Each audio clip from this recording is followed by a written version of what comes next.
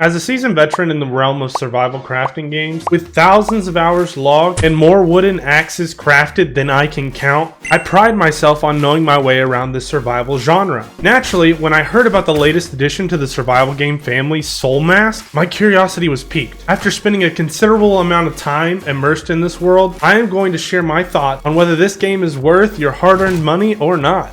Soulmask kicks off with an intriguing storyline and cinematic flair that pulls you right in from the start. But don't be afraid, I'm not going to spoil anything, any plot details or anything like that. After all, half the fun is experiencing it for yourself. But in essence, your mission is to build a tribe and ensure you please your god. Like most survival games, Soulmask begins with a character creation. I fashioned my beautiful big boy, Big Steve, and we plunge in headfirst into this new world. And after a brief cinematic introduction, which I'll skip over to keep the mystery alive, you choose a mask that determines your character's focus, whether you want to specialize in building, fighting, or another path perhaps. This choice shapes your gameplay experience throughout the entire game. Now, venturing into this game blindly, I found myself pleasantly surprised by many aspects of the game. Soulmask feels like a harmonious blend of Ark Survival Evolved and Palworld, which I find pretty crazy to be honest. The influence of Ark is evident in the collecting, crafting, and building mechanics, but Soulmask offers so much more than that. There's a detailed skill tree and abilities to unlock, along with stat requirements for certain equipment, adding layers of depth to the gameplay where you have to meet these certain requirements to get these certain things. I think that makes it more strategic in planning out what you want to level up next, which I always am for strategy in a survival game. But the moment that stood out the most to me while playing this game, I was just peacefully building my base,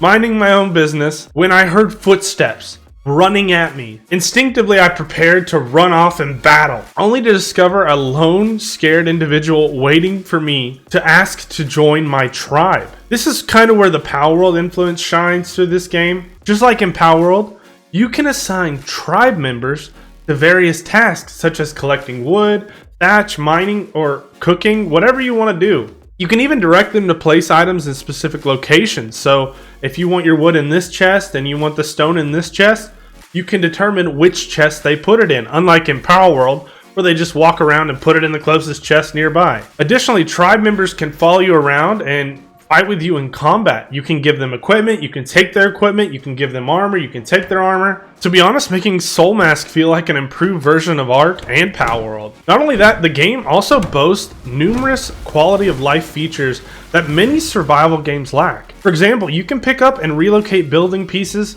without any problems at all. And not only that, you start with a large inventory capacity. That's one of the things I hate most about survival games. You start with like 50 storage, you have to go build a chest, you can't run around with a lot of items until late game. But in this game, the carry weight is a lot higher and it makes it a lot more fun to start off with, to be honest. These thoughtful touches that the developer put in place enhance the overall experience, making the game more enjoyable and less tedious, which everybody wants in a video game. Visually, Soulmask is a treat. The graphics are stunning and yet optimized to run smoothly on the worst PC you could have, meaning you won't need a high-end rig to enjoy this game's beauty. The art style and performance strike as a perfect balance, ensuring an immersive experience without taxing your system and making it warm up like a toaster oven. To be honest with you, where Soulmask truly shines compared to other survival games is the combat. The combat system is reminiscent of Conan the Barbarian. If you guys ever played that survival game, a lot of this game seems like it's based on that, except the combat is much smoother. And you also have a radar to detect enemies, adding a strategic layer to encounters. So you can see where they are, determine if you want to fight them or not, but do be careful not to attack something too high level or you won't stand a chance. But the fluidity and responsiveness of the combat makes the battles exhilarating and satisfying. After sinking a couple hours into Soulmask, I can confidently say it's a solid 9 out of 10. For a survival game enthusiast like myself, it offers a vast world to explore and conquer. Whether you're a fan of Ark, Palworld, or other survival games in general, Soulmask is a worthy addition to your collection. But I'd love to hear your thoughts on the game in the comments down below. Do you think Soulmask lives up to the hype? Is it worth the investment? Let me know, and I'll see you in the wilds of Soulmask.